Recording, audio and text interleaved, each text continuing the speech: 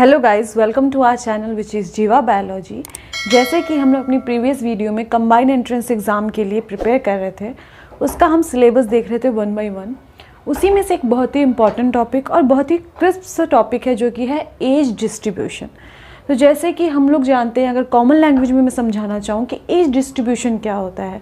जब नॉर्मली हम बात करते हैं तो हम कैसे डिवाइड करते हैं लोगों को। पहले हम लोग इन्फेंट की बात करते हैं, फिर चिल्ड्रंस की बात करते हैं, फिर teenagers, adults and then old age people. तो ऐसे हम लोग एक कॉमन लैंग्वेज में क्या करते हैं, एज का डिस्ट्रीब्यूशन करते हैं। वहीं पे जब हम इकोलॉजिकल वे में बात करते हैं, इकोलॉजी में जब हम पढ़ते हैं और उसमें जो हम एज डिस्ट्रीब्यूशन देखते हैं, उसमें एक 3 क्राइटेरिया में हमारे एज डिस्ट्रीब्यूशन को क्या किया गया है, डिस्ट्रीब्यूट किया गया है। वो जो डिस्ट्रीब्यूशन है उसको क्या कहा जाता है? फर्स्ट जो होता है वो होता है प्री रिप्रोडक्टिव स्टेज, दूसरा क्या होता है रिप्रोडक्टिव स्टेज, और तीसरा क्या होता है पोस्ट रिप्रोडक्टिव स्टेज। तो अगर प्री रिप्रोडक्टिव की बात की जाए तो वो एज जो कि बर्थ से लेकर, जैसे इन्फेंट से लेकर जो एडोलसेंस का पीरियड होता है, जनरली जो 0 to 14 ईयर्स का टाइम होता है, उसको हम क्या बोलते हैं, प्री रिप्रोडक्टिव स्टेज बोलते हैं। अगर इसके एक प्रॉपर डेफिनेशन की हम बात करें तो वो क्या लिखा गया है, these are the ages when most humans are pre pubescent pubescent and unlikely to have the ability to bear children। तो ये क्या किया गया है, ऐसे टाइम प्यूबर्टी से पहले का जो भी पीरियड होता है उसको हम लोग किस में इंक्लूड करते हैं, प्री रिप्रोडक्टिव स्टेज में हम लोग क्या करते हैं, इंक्लूड करते हैं। जहाँ पर क्या होता है, जो भी इंडिविजुअल होता है वो रिप्रोडक्टिव स्टेज से पहले की, ऐसा नहीं होता है कि वो पास ऑन कर गया होता है या उसे कभी प्यूबर्टी होगी नहीं या वो कभी ऑफस्प्रिंग प्रोड्यूस नहीं कर पाएगा, ऐसा कुछ नहीं होता है। ऐसा होता है कि वो एज तक वो अभी रीच ही नहीं किया है, उसी को हम क्या बोलते हैं, प्री रिप्रोडक्टिव स्टेज कहते हैं। फिर जब हम बात करते हैं किसकी, रिप्रोडक्टिव की, तो रिप्रोडक्टिव स्टेज क्या होता है, जिसमें जो एज पीरियड जब क्या होता है कि नॉर्मल इंडिविजुअल अपने ऑफस्प्रिंग को प्रोड्यूस करने के लिए सक्षम होता है पूरी तरीके से, उसको हम क्या बोलते हैं, रिप्रोडक्टिव पीरियड बोलते हैं, रिप्रोडक्टिव स्टेज बोलते हैं। People who have ability to reproduce their next offspring. Okay, ये पीरियड कब तक होता है, ये जनरली अगर वुमेन की बात की जाए तो वुमेन में हम कब देखते हैं, जो भी एडोलसेंस के बाद जो भी पीरियड होता है उससे लेकर मेनोपॉज तक जो पीरियड होता है उसको हम लोग एक कंसीडर कर सकते हैं रिप्रोडक्टिव स्टेज में। जो थर्ड क्राइटेरिया होती है उसको हम क्या बोलते हैं, पोस्ट रिप्रोडक्टिव। ये क्या था, प्री मतलब जब रिप्रोडक्शन से पहले वाला पीरियड था जिसको हमने क्या कहा था, प्री रिप्रोडक्टिव, और रिप्रोडक्शन के बाद वाला जो पीरियड है उसको हमने क्या कहा है, पोस्ट रिप्रोडक्टिव। मतलब ऐसा स्टेज जहाँ पे रिप्रोडक्शन का समय जो है वो ख़त्म हो चुका है, अब वो क्या कर सकते हैं, अब वो नेक्स्ट ऑफस्प्रिंग को प्रोड्यूस नहीं कर सकते हैं, उसको हम क्या बोलते हैं, post reproductive. Post the age at which they can no longer expect to produce offspring. ऐसा एज जब जहाँ पे क्या हो चुका होता है, रिप्रोडक्टिव पीरियड उनका ख़त्म हो चुका होता है। यहाँ पर क्या होता है, रिप्रोडक्टिव पीरियड स्टार्ट नहीं हुआ होता और यहाँ पे क्या हो चुका होता है, वो एज वो लोग पास ऑन कर चुके होते हैं, उसी को हम क्या बोलते हैं, पोस्ट रिप्रोडक्टिव एज बोलते हैं। तो जैसे एज डिस्ट्रीब्यूशन की बात की गई ह्यूमंस में या नॉर्मली किसी भी इंडिविजुअल में, इकोलॉजिकल वे में जब हम बात करते हैं तो ये जो 3 क्राइटेरियाज हैं उसमें हम इसको डिस्ट्रीब्यूट करते हैं। वेयर एज जैसे कि मैंने आपको नॉर्मल लैंग्वेज में बताया, वैसे ही इकोलॉजिकल लैंग्वेज में हम इसको ऐसे पढ़ते हैं। नेक्स्ट जो अब एज डिस्ट्रीब्यूशन है हम उसको थोड़ी और अच्छे तरीके से समझते हैं। कैसे, उसके पैरामीटर्स के थ्रू। पैरामीटर्स के थ्रू कैसे समझेंगे कि जैसे जो भी model representing geometrical the proportion of different age group, ऐसे मॉडल्स का यूज़ करना या ऐसे डायग्रामेटिक फिगर्स का यूज़ करना जो कि ज्योमेट्रिकल हो, जिससे आपको जो भी एज स्ट्रक्चर है उसको अच्छी तरीके से आप एनालिसिस कर सकें, उसको हम क्या बोलते हैं, एज पैरामीटर्स कहते हैं, जिसको ज्योमेट्रिकल वे में हम समझने की कोशिश करते हैं। तो अगर हम देखें तो जो 3 टाइप के हमको देखने को मिलते हैं वो कौन सा है, pyramid of broad base, bell shaped and unshaped. ये 3 टाइप के ज्योमेट्रिकल फिगर्स हमको देखने को मिलते हैं, जहाँ पे हम लोग डिफरेंट तरीके से समझते हैं कि डिफरेंट एज डिस्ट्रीब्यूशन कैसे कैसे हो सकता है। ज़रूरी नहीं है कि कोई एक पर्टिकुलर एज ग्रुप हमेशा डोमिनेंट हो हर स्पीशीज़ में या हर ऑर्गेनिज्म में। It can vary from organism to organism. So here we will see that the first one which is pyramid of broad base.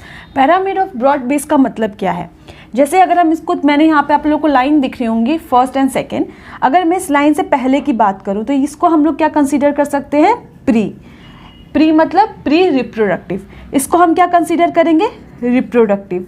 ठीक है, और इसको हम क्या कंसीडर करेंगे, post reproductive. I hope this is clear to you. Okay, please मेरी diagram को मत जज कीजिएगा, यहाँ हम लोग थोड़ी ख़राब है बट ठीक है। तो यहाँ पे अगर हम देखें तो ब्रॉड बेस की क्या बात की गई है। ब्रॉड बेस मतलब कि यहाँ पे हम लोग क्या देख रहे हैं कि जो नंबर है, जो इनिशियल जो इन्फेंट्स का नंबर है, जो प्री एकदम बर्थ न्यू बेबीज़ हैं, उनका जो नंबर है वो क्या है, ज़्यादा है compare to which reproductive and compare to post. तो अगर हम इसका सीरीज़ देखें तो सबसे ज़्यादा कौन है, सबसे ज़्यादा प्री है, फिर हमको कौन दिख रहा है, रिप्रोडक्टिव, और फिर हमें कौन दिख रहा है, पोस्ट। मतलब इस एज ग्रुप के लोग ज़्यादा पाए जा रहे हैं। जैसे हम लोग एग्जांपल ले लें ईस्ट का, तो ईस्ट के केस में क्या होता है, हमको ये शेप देखने को मिलता है जहाँ पर अगर प्री की बात की, जो बर्थ होता है वो बहुत ज़्यादा नंबर ऑफ इंडिविजुअल्स का होता है, बट सर्वाइवल रेट जो होती है उनकी इतनी ज़्यादा नहीं होती है। इसीलिए क्या होता है कि रिप्रोडक्टिव एज तक पहुँचते पहुँचते वो लोग काफ़ी ज़्यादा, वो उनके जो नंबर्स होते हैं वो डिक्रीज़ हो जाते हैं, और पोस्ट तक और भी ज़्यादा डिक्रीज़ हो जाते हैं। तो मतलब क्या है कि जो भी इनकी लाइफ साइकिल है वो इतनी ज़्यादा डोमिनेंट, इतनी अच्छे से वो उनका सर्वाइवल नहीं है। ठीक है, इससे हमको ये समझ आता है। अगर हम बेल शेप की बात करें, बेल शेप का मतलब क्या है कि जैसे जैसे इसमें क्या था, ये भी आप लोग सोचेंगे, आप लोग थोड़ा कंफ्यूज हो सकते हैं कि ये भी ब्रॉड शेप है, ये भी ब्रॉड शेप है, तो क्यों इसको हम लोग ब्रॉड शेप में कंसीडर नहीं करें, क्यों? क्योंकि यहाँ पे अगर हम नंबर की बात करें तो आप देख सकते हैं कि यहाँ पे जो डाइवर्जन है वो बहुत ज़्यादा है, मतलब 1000 to 100 का डाइवर्जन हम लोग समझ सकते हैं। वेयर एज इस यहाँ पे क्या है, ग्रेजुअल चेंज है। यहाँ पे जो डाइवर्जन है वो इतना वास्ट नहीं है, ग्रेजुअल तरीके से चेंज हो रहा है। दो इसमें भी यही केस है कि प्री जो है वो ज़्यादा है, रिप्रोडक्टिव उससे कम और पोस्ट उससे कम, बट क्या है यहाँ पर जो डाइवर्जन है वो ज़्यादा है कंपेरेटिवली। यहाँ पे क्या है, ग्रेजुअल चेंज देखने को मिलता है, इसलिए हम इसको क्या बोलते हैं, बेल शेप बोलते हैं। ये एक बेल टाइप का शेप फॉर्म करता है। वेयर एज अनशेप जो होता है, जो कि जिसमें क्या होता है कि सबसे ज़्यादा क्या होता है, अगर इस दोनों के केस में हम देखें तो हमने क्या देखा था कि जो प्री रिप्रोडक्टिव है वो जो है सबसे ज़्यादा डोमिनेंट उसमें पाए जा रहे हैं। वेयर एज अगर अनशेप की बात की जाए तो यहाँ पे क्या हो रहा है, यहाँ पे अपोजिट केस हो जा रहा है कि जो प्री रिप्रोडक्टिव है वो उतने ज़्यादा नहीं है कंपेयर, सबसे ज़्यादा कौन देखने को मिल रहा है यहाँ पे हमें, रिप्रोडक्टिव। तो अगर मैं इसकी बात करूँ तो सबसे ज़्यादा कौन दिख रहा है हमें, रिप्रोडक्टिव, फिर हमें कौन दिख रहा है, अगर कंपेयर किया जाए तो हमें दिख रहा है प्री, एंड देन हमें कौन दिख रहा है, पोस्ट। ठीक है, तो यहाँ पे अगर हम सर्वाइवल की बात करें तो सबसे कम कौन सा है, सबसे कम कौन सा है हमारा, पोस्ट, उसके बाद प्री, उसके बाद रिप्रोडक्टिव। तो यहाँ पे क्या है कि जो नंबर ऑफ इन्फेंट है वो उतने ज़्यादा नहीं है compare to reproductive age. Reproductive age group है वो ज़्यादा है, और उससे थोड़ा सा उससे कम कौन है, पोस्ट। तो यहाँ पे आपको ये भी देखने को मिल रहा हो कि यहाँ पे जो डाइवर्जन है, जैसे ये बढ़ रहे थे रिप्रोडक्टिव एज की तरफ, वैसे ही डाइवर्जन क्या है, सडन डाइवर्जन है, कि मतलब कुछ ऐसा हो रहा है या तो डिजीज़ की वजह से या कुछ भी रीज़न की वजह से यहाँ पे जो डेथ हो रही है वो बहुत ज़्यादा हो रही है, इसलिए पोस्ट रिप्रोडक्टिव एज में पहुँचते पहुँचते बहुत कम लोग बच रहे हैं। तो ये 3 टाइप के पैरामीटर्स से हम क्या करते हैं, स्टडी करते हैं किसकी, हमारे एज डिस्ट्रीब्यूशन की। ज़्यादातर कॉम्पिटिटिव एग्जाम में हमको डिफरेंट टाइप ऑफ शेप्स बना के दिए जाते हैं, जिसमें हमसे हमारे इंक्रीजिंग डिक्रीजिंग ऑर्डर पूछा जा सकता है कि कौन सा यहाँ पे डोमिनेंट है, कौन सा यहाँ पे रेसेसिव है, ये सारे क्वेश्चन हमसे पूछे जाते हैं। तो जब भी आप ऐसे क्वेश्चन सॉल्व करें रिगार्डिंग एज डिस्ट्रीब्यूशन, तो यहाँ पे आपको डेफिनेशन तो बहुत ईजिली याद हो जाती है कि pre, post and reproductive stage की, बट ये जो डायग्राम्स हैं वो थोड़ा समझना ट्रिकी हो जाता है, क्योंकि जैसे कि अभी मैंने आपको बताया था कि बेल शेप में और ब्रॉड बेस में क्या डिफरेंस है, वैसे ही अनशेप्ड में क्या डिफरेंस है। तो ये कुछ बहुत ही इंपॉर्टेंट टाइप के ज्योमेट्रिकल फिगर्स हैं जो कि हम एज डिस्ट्रीब्यूशन में यूज़ करते हैं। ऐसे ही बहुत ही क्विक और छोटे छोटे टॉपिक हम समझेंगे बहुत अच्छी तरीके से, और जैसे क्वेश्चंस पूछे जाते हैं वो क्वेश्चंस भी हम सॉल्व करने की कोशिश करेंगे, पर पहले हम अपना कॉन्सेप्ट क्लियर करेंगे।